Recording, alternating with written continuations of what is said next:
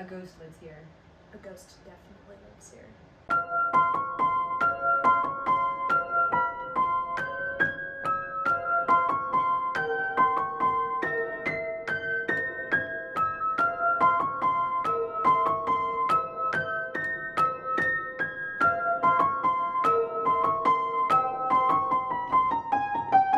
All right. Hello and welcome back to A Ghost Lives Here.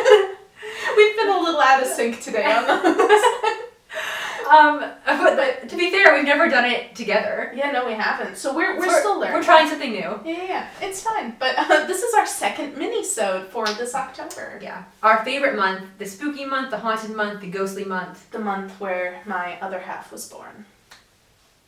That's a me. Okay, Mario. So today we're going to be talking about our favorite Halloween memories. Mm-hmm. And I guess we should start this off by saying how big of a deal Halloween and trick-or-treat is around where we grew up. We grew up in a small town and in a small neighborhood, and a small town is where we would trick-or-treat in general. Yeah. It's kind of like a big loop. And there were some houses that gave out some good candy. Yeah, like king-size bars. There was one house that had one of those haunted garages. And like multiple houses to hit. So we'd come back with like real big bags full of candy. Big bags full of candy, and we would have, beforehand, we would always like do a party, child party, in our basement. Where my mom would make us Jello jigglers and witch's brew. We should also say that this basement is not dungeon-like. It's not a dungeon. It wasn't like my basement. There were no dangling figures. If you're confused by that, go back and watch the previous episode. There's context, we promise. But she would deck it out, like awesome Halloween decorations, a smorgasbord of incredible foods. My mom has always been an excellent baker, and she loves doing crafts, so she would make us, she made that, ghost, what's it called? Hacky sack? Oh, hacky sack, yeah. She made a ghost... Cornhole. Yeah. Hacky sack, cornhole thing. With the hacky sack ball. And she would make, monster hands out of gloves that she would fill with Cookie Crisp. My favorite thing was the witch's brew, which was little mini sausages in this kind of spicy barbecue-y sauce. So good. Oh, man. She made Jello jigglers, which is just, are those a common thing? I don't know. They're just jiggly Jello in shapes. I think they're common. Yeah, it was just less water in the Jello, and you put them into little shapes, and she would make us little ghost ones, and she would layer them so you could peel the layers Yes. apart. Yeah, so one thing about where we grew up, Halloween in many places across the country is trick-or-treat night. But for us, trick-or-treat night was always the Thursday before Halloween, which I liked because we always had the next day, Friday, off school because it was teacher in service. Mm-hmm. So we got to always have a sleepover after trick-or-treat, and we would stay up late and sort through our candy and be like, this is disgusting, you eat it, and I'll trade the good candies. Oh, yeah, and my little sis was allergic to nuts, so she would always trade us her nut-filled candies and we would give her the sweet fruit ones. Yeah, perfect for me. Which I think worked out for This is why MC is the best. Truly. This is why we bonded, because I got all her nut candy. Yeah, so those parties were amazing. Mm-hmm. And Halloween parties at school were also a big deal. Those were probably my favorite parties at school. Well, and we would do a parade. Do you remember that? Yeah, we would probably walk around the school in our costumes. Yeah. But they treated it like it was this big deal. We would all get decked out in our costumes, wear them all day. I think that Thursday usually, right? Probably the Thursday morning. Yeah, do we have half day that day? I forget. Oh no. It was only the day off afterwards, I think. Yeah. But I think we had half a day for the party. Yeah. School for half, and then the rest of the day was the party. party. For a party, yeah. It was really cute, but we would walk around, and I just remember being everyone's looking at us. Yeah, and there was no one else was there other than the teachers and the students. No. We just walked around the yard. No one cared about the elementary school parade. This was not a well-attended event. But it was delightful. So... Yeah, trick-or-treat and Halloween in general was a really big part of our childhood. Such a big part. And then also... The best part was, we would always have, an extra Halloween party because of Brenna's birthday. Yeah, and like every single birthday party was Halloween themed for me. Like, I mean, we did parties at like pumpkin patch, Halloween farm type places. We did costume strobe light bowling. Mm-hmm. We went to Kennywood Fright Night multiple times. It's sort of like Halloween Horror Nights, but like less big, obviously. Yeah, like an amusement park with haunted houses and the ride stay open, so like really awesome. But where Halloween Horror Nights has specific scare actor areas, Kennywood, the whole thing. It's just game, yeah. Like you can be chased anywhere by a man with a chainsaw. Yeah. Sometimes from one side of the park to the other, and they like to chase you more if you scream. Is what we discovered. They prey on young females. They prey on fear. Oh, we shouldn't. They do. Let's be honest. Like, they do chase. We're all aware of the world we live in. You're not wrong. And so there was that, and then of course, just like, especially when I was younger, we would have your typical Halloween parties just in the house, like with Halloween games, spooky foods. My dad would tell scary stories. Yes. One year, her parents scared the ever-living ghosts out of all of us. And this was after we had gotten back from Kennywood Fright Nights, so we were already on edge, and it was really late. So we get back, it's pretty late. I think we watched a horror movie or something. We couldn't have, because we didn't get back till probably like 1 or 2 in the morning. Oh, yeah. From Kennywood, because we left probably at midnight, and then it was almost a 2-hour drive back. Yes. Some years we watched horror movies. Oh, yeah. But we were hanging out, and all of a sudden, this, like, house-shaking moan moved through rises from the basement. It was, it moved, and the house shook with it, and we were so scared. And we thought it was your mom. Yeah, because my mom had been out, like, in the kitchen area, which leads down to the basement, and, like, we figured, okay, my mom must be doing something really weird, like moaning in the basement. but then she came into the living room, and we're like, and it happened again. It's not my mom, and the moan's still happening, and we're like, it's my dad doing something, but then we heard him upstairs, and then we start really panicking. Yeah. And one of our friends who's there starts screaming, "Get us out! Get us out of this house! Get us out of this house!" Banging on the door. And the door was locked, which, normal, fine. We probably could have figured out how to unlock it pretty easily, but for some reason that didn't occur to us. Yeah. But yeah, no, like, didn't we end up going outside a little bit? I don't think so. Did we not? No, like, also, the doors don't lock from the inside. You can open them without unlocking them. I don't think she was trying to open the door. I think she was just, like, getting up and racing around in a frenzied panic. It was a delightfully horrifying night. But eventually, I don't even really know how we figured out what was happening. I don't know if my mom just started laughing. I think one of your parents told us and then showed us the didgeridoo because...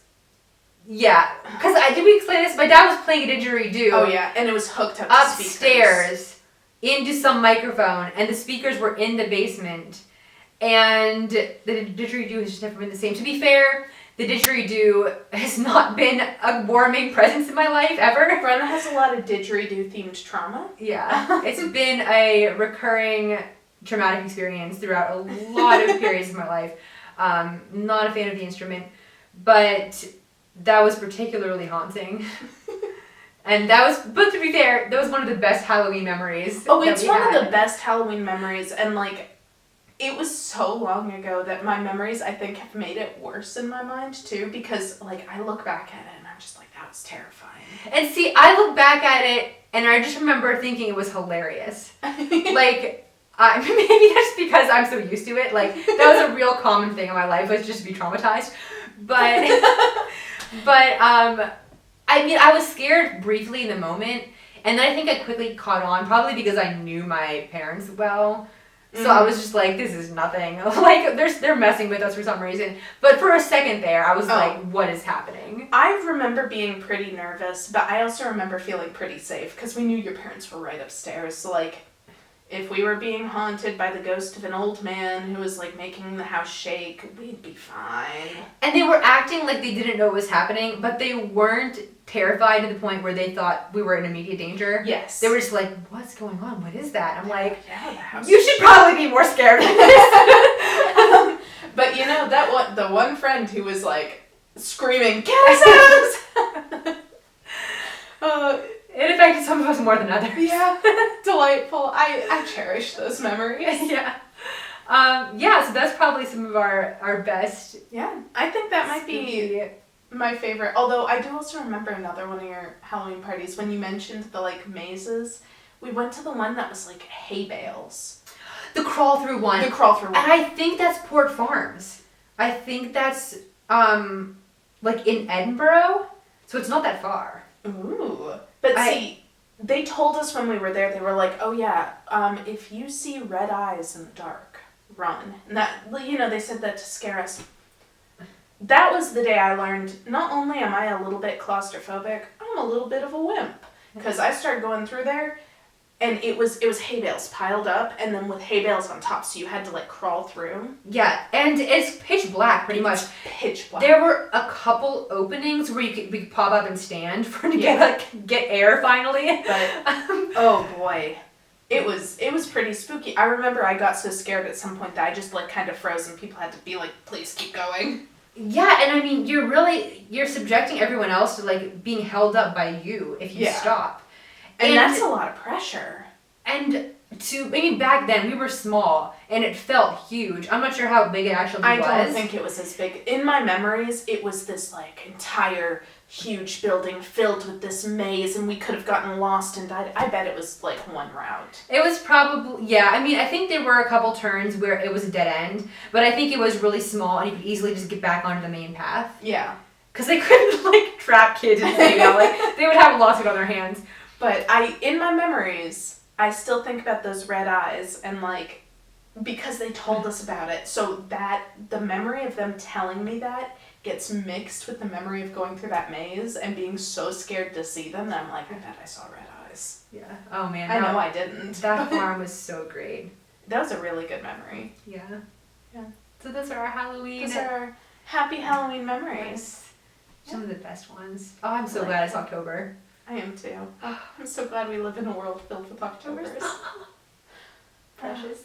All right, so this is part 2 of our mini-sode. Yes, and we're going to be talking about actually another favorite Halloween memory again, but more specifically our trip together to Halloween Horror Nights in Orlando, Florida. It was one of our first times traveling together. Yes. If not like the first time doing a big trip, just the two of us. Yeah, because that was the end of 2019. Yeah. Oh wait, no, we had gone, 2019 was also our big road trip because 2020 was the pandemic, right?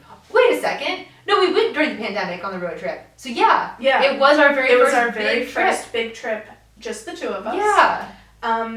And I mean, we did a great job, I thought. We got horribly sick, but we still did great. Horrifically sick. So we went down and we had booked an Airbnb that was close enough to walk to Halloween Horror Nights. Mm-hmm. And it was such a special event for the two of us that we were like, okay, we got the like 3-day horror night pass, right? Yes. And we went to the park. We had 4 days in the park? It was 3 days in the park. Two Halloween Horror Nights. Yeah. It was a special that was being run, and we were so excited that we got it. It was excellent. But we got there, and it was so cool. Yeah, and we specifically wanted to go because they were doing the Stranger Things house, and we figured this would be our last chance to have a Stranger Things house. Mm-hmm. So it was like, this is our year, we have to go now. So we did bring our little, like, not costumes per se, but our closet costumes. Yeah. So like, for Max and 11. Yeah. We can actually show a picture of that. Yes. Ooh. We'll see if we remember to add one in. It should be there, maybe. Ooh. It's there, is it not? You'll find out soon. So we would go, because we wanted to experience everything. Yeah. We went first thing in the morning. Like 6 a.m. we'd get up. To the parks, yeah. We would walk there and be there before the gates opened. and wait there for a while so we Wait could there. get closer to the front. And you know what? We did a great job because Hagrid's magical ride or whatever. His was brand new. motorbike adventure was pretty new. It was brand new. We rode it at least once every day. Yeah, because we wanted to get there so that we would be able to be the first ones to ride it. Yeah, so that we didn't have to wait in the 2 million year line. Yeah, and we still had to wait almost 2 hours, I think, for the ride because everyone was just rushing to that ride. Mm-hmm. But like we did so well. We went hard all day long. All day long. Now, and the very first day for lunch, we had eaten breakfast before we left. Some yogurt. Brenna ate a banana with a spoon. Don't judge. It's a genius. I will give you that your hands stayed clean. Yeah, and you don't need to like wash a plate. The banana is the plate. She takes a the banana. banana is the plate and the food. She peels a chunk of just the the banana. top of the banana. And so it's open in this thing, and then she takes a spoon and scoops the banana out. It. And I eat the banana with the yogurt, so I'm like, let me spoon up the banana, spoon of the yogurt into the mouth.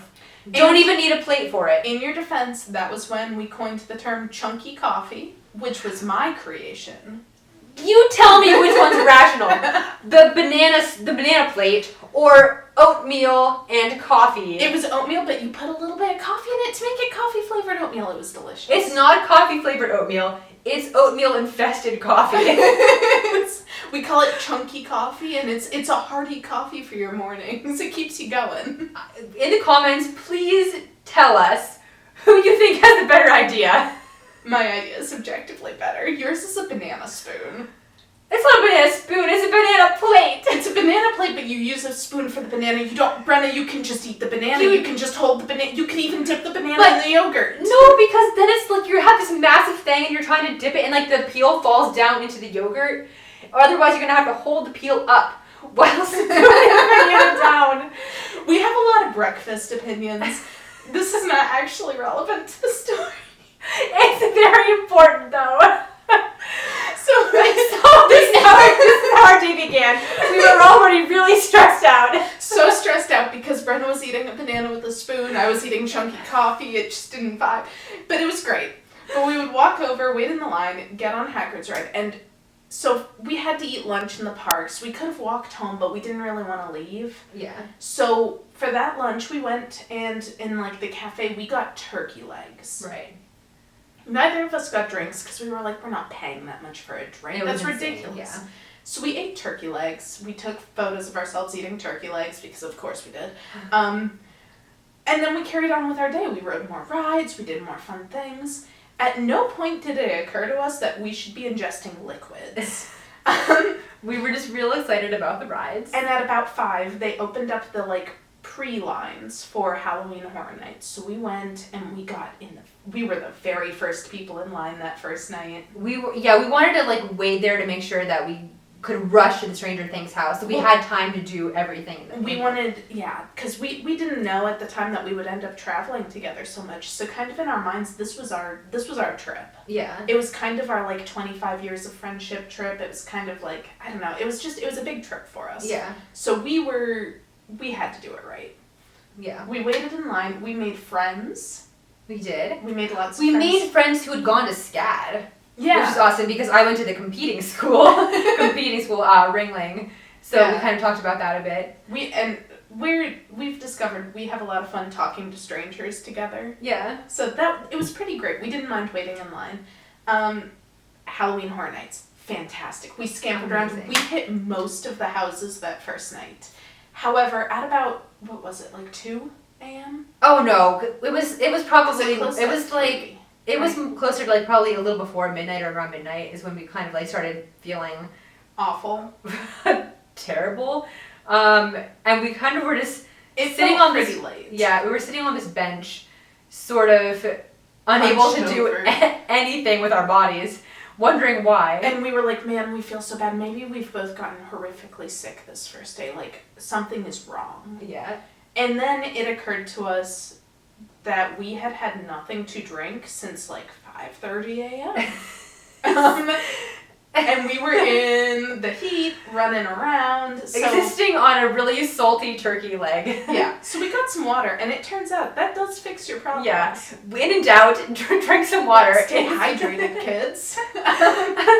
So then we could keep going. Yeah, and also, pro tip, they will give you a cup of water for free. If you're dying. Well, no. They pointed out that, like, because at first we bought a bottle of water and we went to go buy another one, and the guy who had given us the first bottle of water were like, hey, if you guys don't want to pay for the water, we'll give you a cup for free. Like, they hand out cups. Yeah, like mini cups or plastic cups. So you don't have to buy the water. And that was very nice. We were so hydrated after that. Yeah. And the next day we actually bought reusable cups. Yeah, so we like refilled with drinks all day long, so we could go all day long. Which, was helpful, but also was too much power for me specifically, because they had, like, it was free refills of anything. Yeah, oh man. I found blue raspberry ices. I remember that. I was so happy. So many of them. I was so happy. It was a beautiful moment in time. Yeah. I'm walking through a park drinking a blue ice. What more can you want? But life got a lot easier once we realized that, like, to live you need water. And then, oh my gosh, like the Halloween Horror Nights itself, I will say that, like we mentioned, the Kennywood Fright Nights, that definitely feels scarier to me, but the Halloween Horror Nights obviously has a massive budget, so the visuals and the houses themselves were just insanely impressive. Amazing. The scare actors were great. And I also think part of why Kennywood always felt scarier to me was because we were younger. Yeah, but I mean, I went really recently, like within the last few years, and there was one house where I was genuinely, panicking in the house, because it's you kind of walk through pitch blackness the entire time. You're just sort of feeling your way through it, which seems like a safety hazard, but you still do it anyway. And there's this one part at the very end where the lights do come on and there's strobe lights, and these actors just kind of hop around running towards you, and you don't know where they're going to be because of the strobe light. No. And there was nothing like that at Halloween Horror Nights. Everything there is pretty much anticipated when they're going to come out, because you're traveling in such massive groups through these houses that all the scares are happening right in front of you as the group goes on. Whereas in smaller haunted houses, it's just your group going at once. And so the scares feel more genuine because you don't see it coming. That's fair. We also discovered during Halloween Horror Nights that I do tend to yell no at people who jump out at me. Yeah. I'm working on that one. It's not the best response to fear, but No. Just no!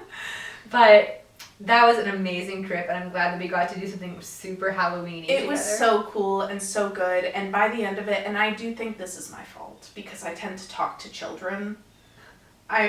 So all through Halloween Horror Nights, I'd be like, hello, oh, you're dressed up as that person. That's so great.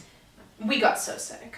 Yeah. By the time we were going home, we were both, I don't know what we had. It was just like a really bad cold or something. But there are maybe 2 or 3 times in my entire life where I've lost my voice, and that was one of them.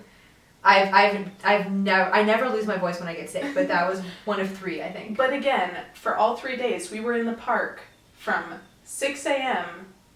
until we had to go home. And one of the days it was at closing for the park, which was like 10 or something, right? It ended early. Like 8, probably, because of Halloween Horror Nights. Yeah. But the other 2 days, we went from, like, 6 a.m. until, like, they closed at 3, I think. I don't think we stayed until closing for Halloween Horror Nights, but we stayed pretty late. We stayed pretty late. I know we stayed past 2 the one night. It was pretty late. It was pretty late. Yeah. It was a good time. 50 out of 10. Would recommend. I know. It can get pretty pricey, but if you want to go, they have specials, like if you book early enough. I think we were lucky because we booked really early. We booked early, so we got the specials that gave us, like, the 3 nights for the price of, like, 1.5 or something. It was something, or 2 nights for the price of, like, 1. Yeah. It was a massive discount. And then we also booked through AAA. Yeah. Oh my gosh, AAA gives if you have amazing AAA, discounts. Go for it. Yeah, I mean, it was a significant discount. But yeah, if you get the chance to check out Halloween Horror Nights, please do. And in the comments, if y'all could let us know your favorite Halloween haunts, Brenna and I are looking to hit up some more. Yes, we would, I mean, not even just necessarily amusement park ones, but like anything spooky and haunted, because we thought that it would be cool for this whole vlog thing to travel and see really cool spooky things. Yeah. So if you have any ideas, please make suggestions. It can be anywhere in the US for now. Maybe we'll travel outside the country eventually. Oh yeah. I mean, if you have ones outside of the country, recommend them because because we who may end knows? up over there. We might have to make a trip just for something that's really awesome. Yeah, and we never really thought that we'd be able to get ourselves down to Florida, and we did that. Yeah. So. Anything is possible if you Anything's just possible. believe. Ooh. Destination imagination. We'll end there.